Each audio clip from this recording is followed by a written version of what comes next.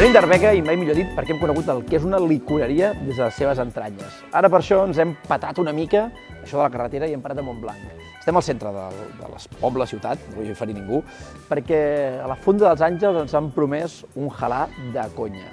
Més enllà del que halarem, s'hi amaga una història amb uns personatges de molt nivell. A la cuina hi ha 55 anys d'experiència, així que no us diré res més, simplement veieu el que hi ha en aquests plats. Va, veniu amb mi, que us gustarà.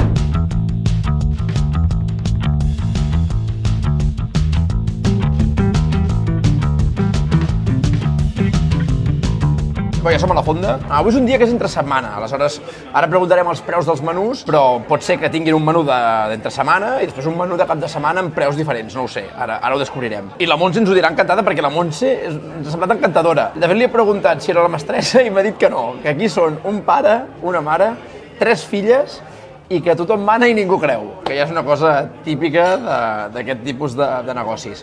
Ens ha encantat el menú.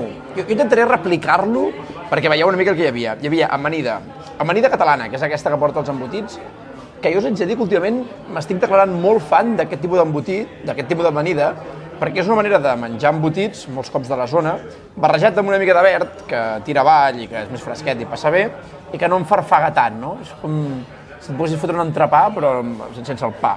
Epa, ja estem aquí? Sí, posa, mira, parlàvem de tu, eh? Estàvem parlant de tu, Montse. Mira, hòstia, escudella barrejada. Una mica, hem dit que volíem... Però què fas? Que sortirà, no? Tia, mira, he anat un cullerot més. Jo anticipo aquí, vingueu amb gana, eh?